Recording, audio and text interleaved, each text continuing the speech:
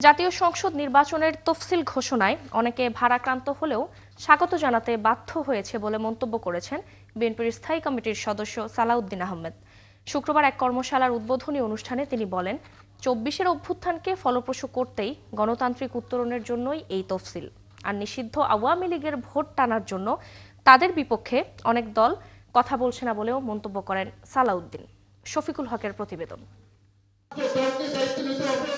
জাতীয় নির্বাচনকে সামনে রেখে বিএনপির কর্মপরিকল্পনা তুলে ধরার জন্য দেশ গড়ার পরিকল্পনা শীর্ষক টানা ৭ দিন ব্যাপী এই কর্মশালার আয়োজন করেছে দলটি। কর্মসূচি থেকে বিভিন্ন দিক নির্দেশনার পাশাপাশি তুলে ধরা হচ্ছে আগামী জাতীয় নির্বাচনে কিভাবে মানুষের কাছে যাবেন ধানের শীষের প্রার্থীরা। আমরা যে ৩১ দফা প্রণয়ন করেছি সেটি বাংলাদেশের রাজনীতির মহাকাব্যে পরিণত হয়েছে। ষষ্ঠ দিনের উদ্বোধনী বক্তব্যে বিএনপির স্থায়ী কমিটির সদস্য সালাউদ্দিন আহমেদ কথা বলেন নির্বাচনের তফসিল নিয়ে। যারা নির্বাচনের পথে বাধা সৃষ্টি করতে চায় তারা গণতন্ত্রের বিপক্ষে ছিল বলে মন্তব্য করেন তিনি। গণতান্ত্রিক উত্তরণের একটি সফল ঘোষণা, যেটাকে আমরা তফসিল বলছি, নির্বাচনের তফসিল। এই তফসিলে অনেককে ভারাক্রান্ত হয়েছে, কিন্তু স্বাগত জানাতে বাধ্য হয়েছে। ধর্মের নামে বিভাজন চায় না বিএনপি, এমনটা জানিয়ে তিনি জানান, মানুষ এখন অনেক সচেতন, তাদের কাছে ধর্মের বড়ি বিক্রি করে ভোট পাওয়া যাবে না। যাদের ইতিহাস হচ্ছে সব সময় বাংলাদেশের স্বার্থের বিরুদ্ধে,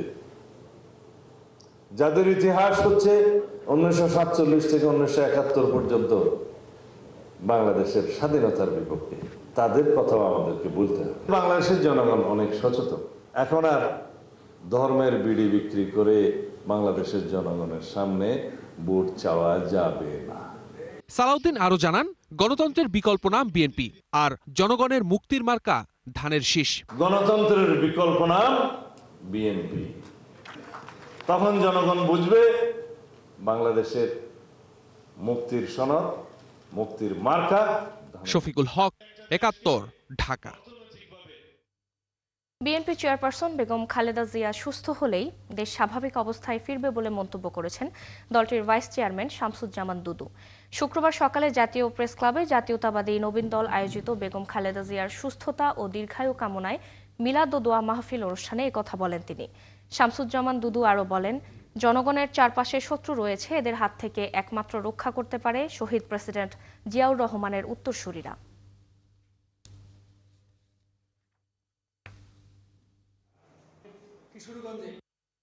চারিধারে হানাদার বাহিনী, চারিধারে শত্রু। এই শত্রুর কাছ থেকে দেশকে রক্ষা করতে হবে। তিনি যখন অসুস্থ হয়ে যায়, মানুষ বলে বাংলাদেশ অসুস্থ হয়ে গেছে। তিনি যখন হাসেন, তখন লোকে বলে গণতন্ত্রের কর্মীরা হাসে, দেশবাসী হাসে, স্বাধীনতা উজ্জীবিত হয়।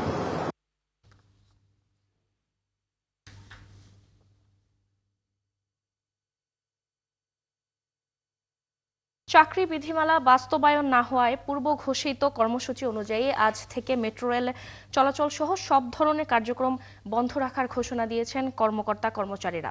সকাল থেকে উত্তরা দিয়াবাড়ির মেট্রোর হেড অফিসের সামনে অবস্থান করছেন তারা। আন্দোলনরত কর্মীরা বলছেন, দাবি আদায় না হওয়া পর্যন্ত তারা এই কর্মবিরতি চালিয়ে যাবেন।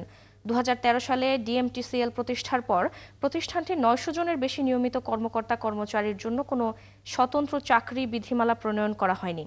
এতে এই কর্মীরা ছুটি, সিপিএফ, গ্র্যাচুইটি, ওভারটাইম ও দীর্ঘমেয়াদী পদোন্নতির সুযোগ সুবিধা সহ বিভিন্ন সুবিধা থেকে বঞ্চিত হচ্ছেন বলেও জানান তারা।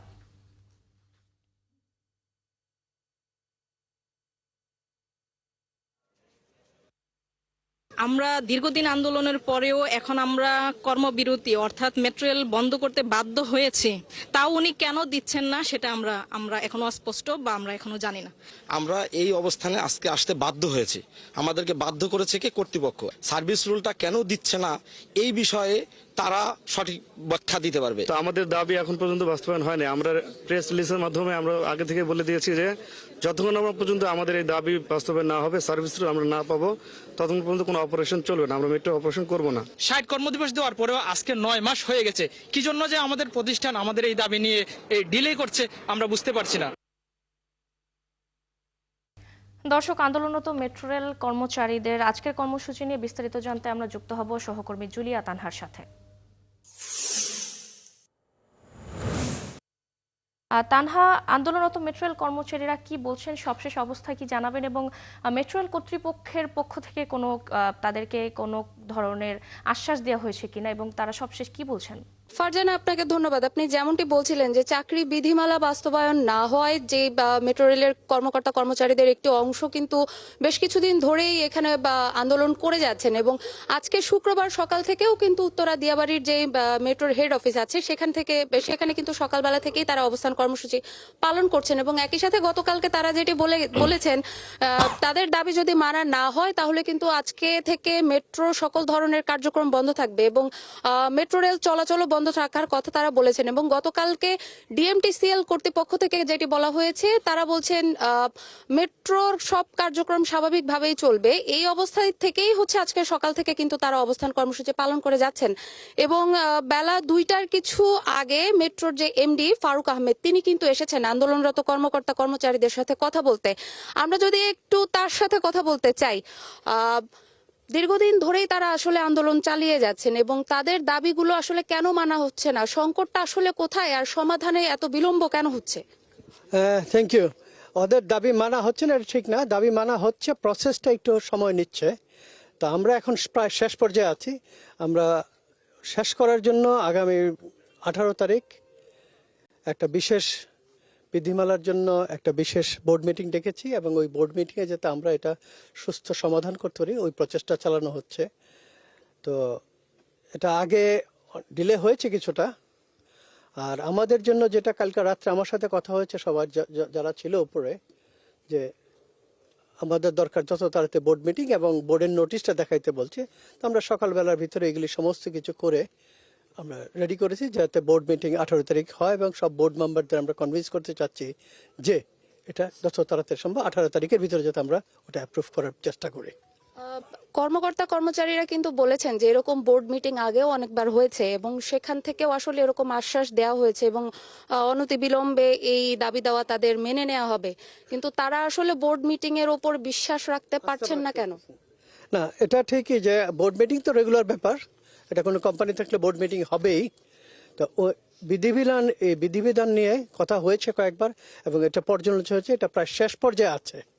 এটা একেবারে বিধিমালার শেষ পর্যায়ে আছে, যেই পর্যায়ে জাস্ট খালি বোর্ড 1-2টা পয়েন্ট নিয়ে কথা বলতেছে। এটা রিজলভ করি যাতে আমরা অ্যাপ্রুভ করতে পারি, এটা আপ্রাণ চেষ্টা করা হচ্ছে। এবং আমি আমার যেটা আপনি বলেছেন যে আমি আমার কর্মচারীর কাছে একটাই অনুরোধ, পাবলিক সার্ভিস যাতে আমরা ডিস্টার্ব না করি, এটা আপনাদেরও দায়িত্ব, সবার দায়িত্ব এটা। তো আমরা রেজুলেশনের দিকে আগাচ্ছি, কিন্তু আমরা চাবো যে আপনারা কোনো কর্মচারী যাতে পাবলিক সার্ভিস বাধাগ্রস্ত না হয় এটার দিকে সজাগ রাখার জন্য, কারণ এটা দেশের সম্পদ, এবং এটা যাতে নষ্ট না হয় ওটার দিকে খেয়াল রাখতে হবে এখন, কারণ যেহেতু। দর্শক, মেট্রো রেল কর্মচারীদের আন্দোলনের সবশেষ খবর জানাতে যুক্ত হয়েছিলেন সহকর্মী জুলিয়া তানহা। কোনো শক্তি 12 ফেব্রুয়ারি নির্বাচন বাধাগ্রস্ত করতে পারবে না বলে মন্তব্য করেছেন প্রধান উপদেষ্টার প্রেস সচিব শফিকুল আলম। তিনি বলেন, নির্বাচন যারা প্রতিহত করতে চাইবে তাদের বিরুদ্ধে কঠোর ব্যবস্থা নেওয়া হবে। সকালে শরীয়তপুরের নড়িয়া উপজেলার সুরেশ্বর দরবার শরীফে এক অনুষ্ঠানে সাংবাদিকদের প্রশ্নের জবাবে এসব কথা বলেন প্রেস সচিব। মিছিল করছে তারা তাদের অ্যাক্টিভিটিস ব্যান, যারা যারা মিছিল করছে প্রত্যেককে আইনের আওতায় আনা হবে, এবং কঠোরভাবে আইনের আওতায় আনা হবে। এই ব্যাপারে কোনো ছাড় দেওয়া হবে না, কোনো আসতে পারবে না, কোনো নির্বাচনে আসার কোনো প্রশ্নই উঠে না। নতুন আরও এক ধরনের মাদকের সন্ধান পেয়েছে মাদক দ্রব্য নিয়ন্ত্রণ অধিদপ্তর। শুক্রবার অধিদপ্তর জানায়, ভ্যাপ বা ই সিগারেটের মধ্যে গোপনে এই মাদক সরবরাহ ও বিক্রি করছিল একটি চক্র, যাদের গ্রেফতার করা হয়েছে। বিভিন্ন ফ্লেভারযুক্ত উচ্চ মাত্রার সিনথেটিক হওয়ায় মাদকটির ভয়াবহতা সম্পর্কে সচেতন হওয়ার আহ্বান জানায় সংস্থাটি। বিস্তারিত জানাচ্ছেন নিবিড় সাহা। অনেকেই নিকোটিনের আসক্তি কমাতে ভ্যাপ বা ই সিগারেট সেবন করেন, তবে এর সাথে মেশানো থাকতে পারে ভয়ঙ্কর মাদক এমডিএমবি। দেশে প্রথমবারের মতো এর সন্ধান পেয়েছে মাদকদ্রব্য নিয়ন্ত্রণ অধিদপ্তর। এটি এতটাই ভয়ঙ্কর যে মাত্র কয়েক ফোঁটায় স্নায়ুতন্ত্রে তীব্র প্রতিক্রিয়া হয়, এমনকি অবশ হয়েও যেতে পারে, হতে পারে হার্টের সমস্যাও। মালয়েশিয়া থেকে আসা এই মাদক সিগারেটের সাথে মিশিয়ে বিক্রি করছিল একটি চক্র। মূল হোতা সহ চক্রের 4 সদস্যকে গ্রেপ্তার করা হয়েছে। চক্রের প্রধান হোতাকে গ্রেপ্তার করি, তাদের বাসা বাড়িতে তল্লাশি চালিয়ে 310 মিলিলিটার MDMB পিনাকা উদ্ধার করি 5টি কন্টেনারে। এরপরে CBD ইনফিউজড গাঁজা চকলেট পাই, কিছু ভ্যাপ ডিভাইস এবং MDMB ব্যবহারের লিকুইড এবং বিক্রির জন্য প্রস্তুত ক্যানিস্টার উদ্ধার করি। যিনি সমাজের এলিট শ্রেণীর মাঝে সেই ভয়ঙ্কর মাদক মূলত উনি সরবরাহ করতেন। চক্রটি ফেসবুক ও হোয়াটসঅ্যাপ গ্রুপের মাধ্যমে এই কারবার চালায়। শয়তানের নিঃশ্বাসের চেয়েও ভয়ঙ্কর নতুন এই মাদক MDMB। এটার এক ফোঁটাতেই অনেক ধরনের নেশা, মানে অনেক প্রবল নেশার আসক্তি তৈরি করে, যার ফলে উঠতি বয়সী তরুণেরা এবং বেসরকারি বিশ্ববিদ্যালয় সমাজের যারা উঁচু শ্রেণীর মানুষজন তাদের কাছে এটি অত্যন্ত জনপ্রিয় একটি মাদক। এখানে MDMB গ্রহণের ফলে তরুণদের মধ্যে জনপ্রিয় ভেপ ডিভাইসকে একটা আড়াল হিসেবে ব্যবহার করা হচ্ছে। যেহেতু আমাদের দেশে সিগারেট বৈধ, সেটা বৈধতার আড়ালে এই অবৈধ কার্যক্রম চালু রয়েছে। MDMBর ভয়াবহতা বিবেচনায় একে খ থেকে ক শ্রেণীভুক্ত করা হবে বলে জানায় অধিদপ্তর। নিবিড় সাহা, ৭১, ঢাকা। বাণিজ্য মন্ত্রণালয়ের নির্দেশনা অমান্য করে নিজেদের সিদ্ধান্তেই অটল থাকলো ভোজ্য তেল উৎপাদন ও বাজারজাতকারী প্রতিষ্ঠানগুলো। 1 লিটারের বোতলজাত সয়াবিন তেলের দাম 9 টাকা বাড়িয়ে বিক্রি হচ্ছে 198 টাকায়, অথচ নির্দেশনা ছিল 6 টাকা বৃদ্ধির। অন্যদিকে গেল বছরের তুলনায় কেজি প্রতি অন্তত 10 টাকা বেড়েছে পেঁয়াজের দর। এমন পরিস্থিতিতে বিপাকে স্বল্প আয়ের মানুষ। রাকিব হোসেনের রিপোর্ট। আন্তর্জাতিক বাজারে সয়াবিন তেলের দাম টন প্রতি $1200 ছাড়িয়েছে। এমন দাবিতে সম্প্রতি 1 লিটারের বোতলে 9 টাকা বৃদ্ধির সিদ্ধান্ত নেয় ভোজ্য তেল উৎপাদক ও বাজারজাতকারী প্রতিষ্ঠানগুলো। কিন্তু বাণিজ্য মন্ত্রণালয়ের নির্দেশনা 6 টাকার বেশি বৃদ্ধি করা যাবে না। অথচ সরকারের সেই নির্দেশনাকে বৃদ্ধাঙ্গুলি দেখিয়ে বাজারে বিক্রি হচ্ছে 198 টাকা দরে, যা গেল বছরের তুলনায় 31 টাকা বেশি। শুধু তাই নয়, আমদানি শুরু হলেও কমেনি পেঁয়াজের দর, ফলে বাড়তি দামের বোঝা ভোক্তার কাঁধে। হ্যাঁ, গাড়ি রেটে বিক্রি করতে হয়। 5 লিটারে 3 টাকা লাভ দিচ্ছে। 3 টাকা লাভই তো আমাদের পুষে না। একেবারে মিনিমাম মনে করেন 1 লিটারে আমাদের যদি 5 টাকা লাভ থাকতো তাহলে চলতো। পেঁয়াজের দামটা আর তেলের দামটা নর্মালি যেটা থাকে, দাম বাড়লেও যে পরিমাণ কিনতে হবে, কমলেও ওইটুকুই লাগবে। কষ্ট হইলেও ওই পরিমাণটাই, কমানোর কোনো দেখেন। এদিকে প্রতিনিয়তই বাড়ছে শীতকালীন সবজির সরবরাহ, ফলে দামও কমেছে কিছুটা। যদিও সীমিত আয়ের মানুষের নাগালের বাইরে এখনো টমেটো, গাজর, শিম সহ বিভিন্ন পণ্য। কাঁচামরিচের দাম কমছে, টমেটোর দাম কমছে, তারপরে ফুলকপি সবকিছুর দামই ঠিকঠাক আছে। আরেকটু কমলে আমাদের জন্য আরো সুবিধা হয়। সিম, ফুলকপি, নতুন আলু, লাউ 50 থেকে 60, আর ফুলকপি 40, পাতাকপি 40, পেঁপে 40-35, মানে মোটামুটি দাম কমে আছে, আরো কমবো আশা করি। আয়ের সাথে পণ্যের যে মূল্য সেটা সঙ্গতিপূর্ণ নয়, কিন্তু জিনিসের দাম যদি বলা হয় যে কিছুদিন আগের চাইতে সবজির দাম এখন আসলে কমছে। আমিষের প্রধান উৎস মাংসের দামে পরিবর্তন নেই। রুই, কই, শিং সহ চাষের প্রায় সব ধরনের মাছের দরও স্থিতিশীল। তবে চড়া দামে বিক্রি হচ্ছে ইলিশ। ভোক্তাদের দাবি, মাছ মাংসের দাম এত উচ্চ পর্যায়ে গিয়ে ঠেকেছে যা সাধারণের নাগালের বাইরে। যারা বড় লোক আছে, শিল্পপতি আছে, এরা তো এসব গণ হয় না। আগরা যায়, নন্দনে যায়, গাড়ি দিয়ে মালামাল উঠে বলে নেয়, ওখানে কম্পিউটারে চাপ দিয়ে এত টাকা বিল এসে স্যার, কাঠ একটা পাসিং করে দিল শেষ। কি নিছে, কয় টাকা নিছে ওরা তো জানে না, কারণ আমরা তো একটু পরে গো নিছে আর কয় টাকা আছে। অন্তর্বর্তী সরকারের আমলে অন্তত ডেটারেট করে নাই আর, হ্যাঁ, যেই অবস্থাতে ছিল সেই অবস্থাটা তারা ধরে রাখতে পারছে হয়তো, এবং কিছু কিছু ক্ষেত্রে বিশেষ করে গত রমজানে তো আমরা দেখতে পেয়েছি যে অনেক ক্ষেত্রে দাম ইনফ্যাক্ট কমেছে অনেক কিছু। বছর ব্যবধানে 25 টাকা কমে ফার্মের ডিম বিক্রি হচ্ছে ডজন 115 টাকায়, আর ব্রয়লার মুরগি বিক্রি হচ্ছে 160 টাকা দরে। রাকিব হোসেন, ৭১, ঢাকা। চট্টগ্রামের বাজারে শীতের আমেজ ফিরলেও কমেনি নিত্যপণ্যের বাড়তি দামের চাপ। সবজি সরবরাহ ভালো, গত সপ্তাহের তুলনায় দাম কিছুটা কমলেও এখনও সাধারণের নাগালে আসেনি। ডিমের দামে কিছুটা স্বস্তি মিললেও বাড়তি দাম গরুর মাংস, মাছ আর মুরগিতে। বিক্রেতারা বলছেন সরবরাহের ঘাটতি আর পাইকারিতে দাম বৃদ্ধির কারণে পণ্যের বাড়তি দাম। জহিরুল ইসলামের ক্যামেরায় আরও জানাচ্ছেন রাজীব বড়ুয়া। চট্টগ্রামের বাজারে শীতকালীন সবজির সরবরাহ বাড়লেও দাম এখনও সাধারণ ক্রেতার নাগালের বাইরে। বিক্রেতারা বলছেন শীতকালীন সবজির দাম গত সপ্তাহের তুলনায় কিছুটা কমেছে, তবে গ্রীষ্মকালীন সবজির দাম চড়া। শিম 120 টাকা, শিমের বিচি 300 টাকা, ফুলকপি 60, ঝিঙ্গা 120, বরবটি ও ঢেঁড়স 80 টাকায় বিক্রি হচ্ছে। অন্যান্য বছরের তুলনায় এবছরের সবজি আপনার সরবরাহ একটু কম, সেই তুলনায় একটু দাম এবার বেশি। শীতকাল আছে 100 টাকা, শসা 80 টাকা, বরবটি 80 টাকা, চিচিঙ্গা 80 টাকা। ডিমের দামে কিছুটা স্বস্তি মিললেও দাম বেড়েছে ব্রয়লার ও সোনালী মুরগির, সেই সাথে বাড়তি গরুর মাংসের দাম। ব্রয়লার ও সোনালী মুরগি বিক্রি হচ্ছে 170 ও 290 টাকায়, আর গরুর মাংস 850 ও 950 টাকায়। এই সপ্তাহে একটু কমছে, 110, 15, 10 টাকায় বিক্রি করি। 900 হইতে 950 টাকা করে রানের মাংস বিক্রি করি, আর সিনার মাংস বেচতেছি আপনার 800 হইতে 850 টাকা করে। টানার দিন তো অনেক জনের মাল কম চলছে, সেই কারণে মুরগির দাম একটু বাড়তি। চট্টগ্রামে মাছের বাজার অনেক দিন ধরে চড়া। এই সময়ে সামুদ্রিক মাছের সরবরাহ ভালো থাকার কথা থাকলেও বিক্রেতারা বলেন সরবরাহ কম, তাই মাছের দাম কেজিতে 100 টাকা বাড়তি।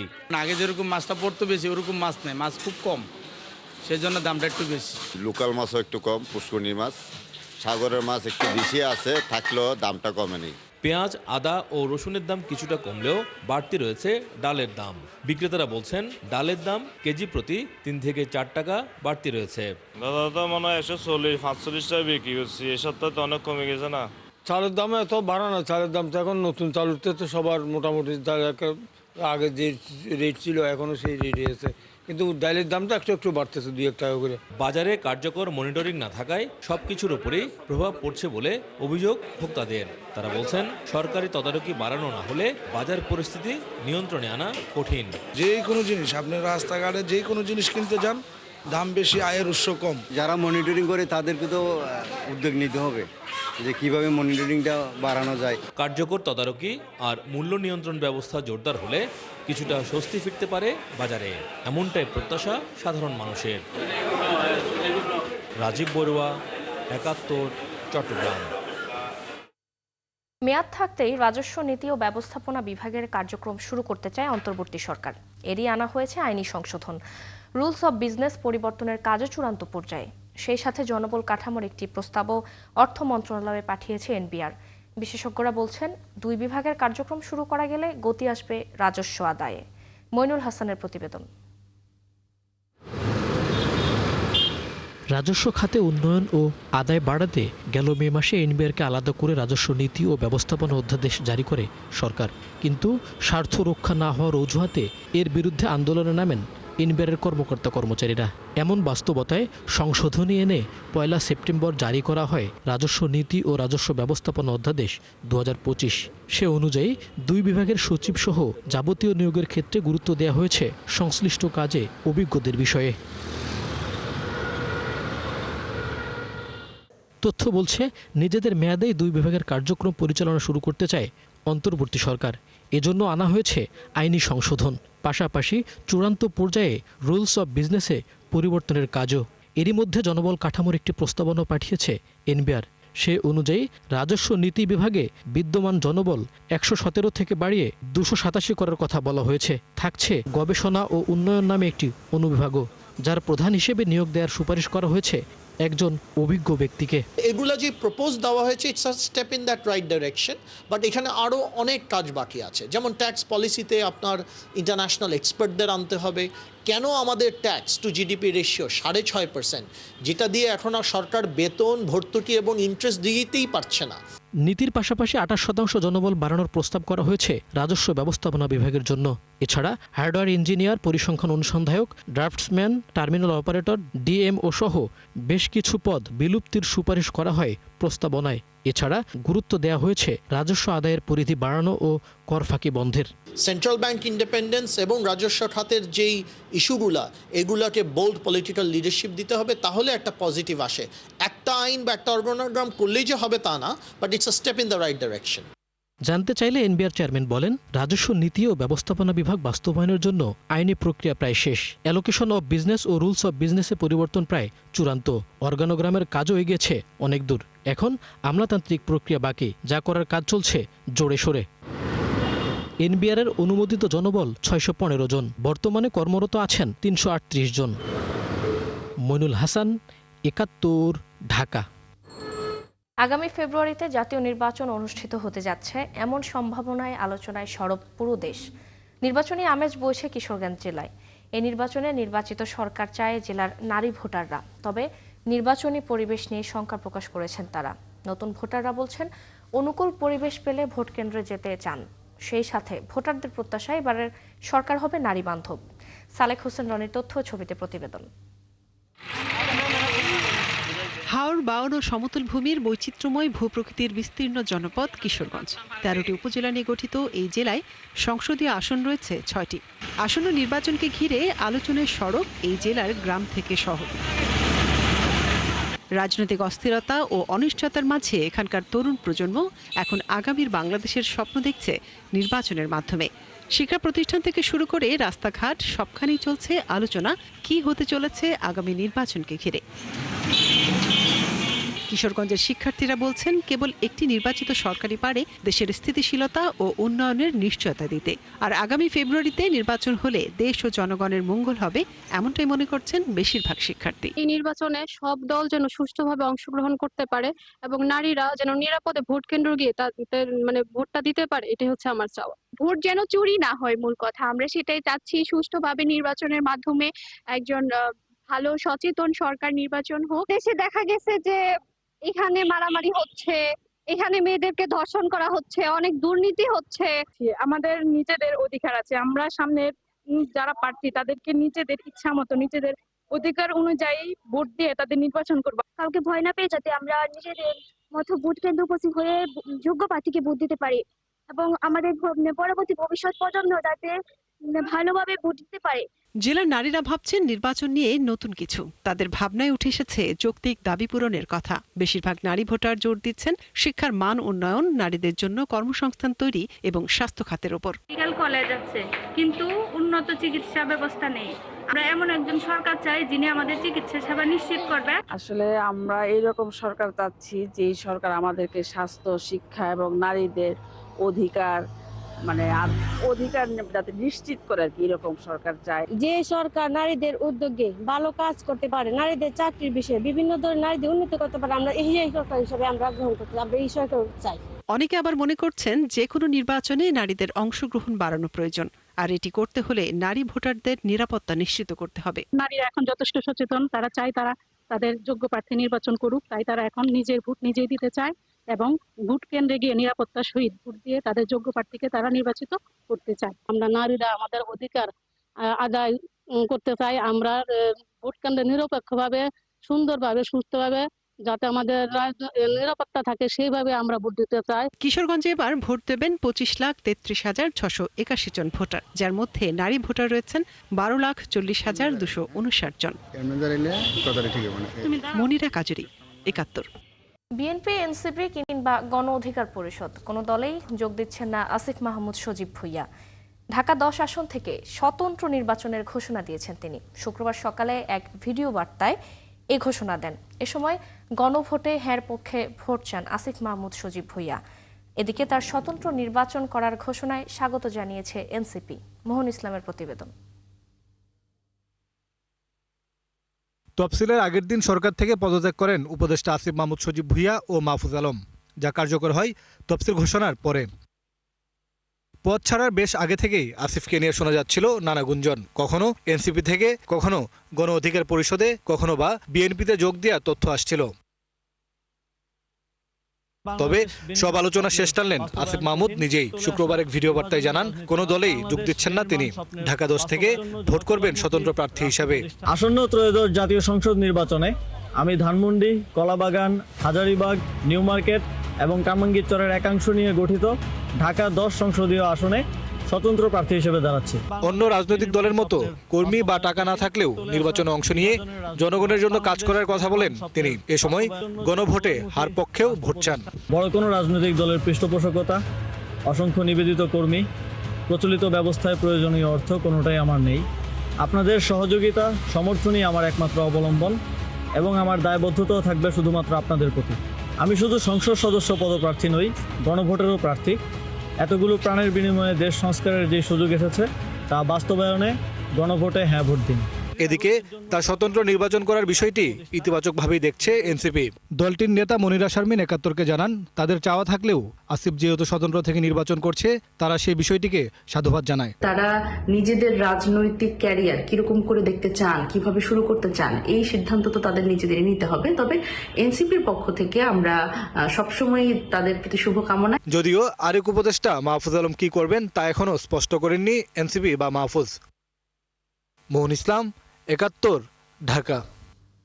মেডিসন স্কয়ার থেকে লন্ডন, কনসার্ট ফর বাংলাদেশ থেকে কনসার্ট ইন সিম্প্যাথি অথবা গুড বাই সামার কনসার্ট। 1971 সালে অস্ত্রের লড়াইয়ের বাইরেও ছিল বিশ্বের নানা দেশের মানবতাবাদী কবি, সাহিত্যিক, শিল্পীদের এক ভিন্ন লড়াই।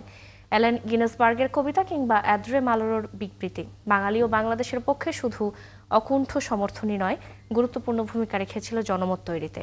কলকাতার রবীন্দ্র সদনে গাইছেন সুচিত্রা মিত্র, মুম্বাইতে বাংলাদেশ কবিতা লিখেছেন কবি কাইফি আজমি। ছোট্ট ছোট্ট সিকোয়েন্সে বিশ্বজুড়ে ছড়ানো 1971, তারই কিছুটা পার্থ সঞ্জয়ের প্রতিবেদনে। My friend came to me, sadness in his eyes, told me that he wanted help before his country died.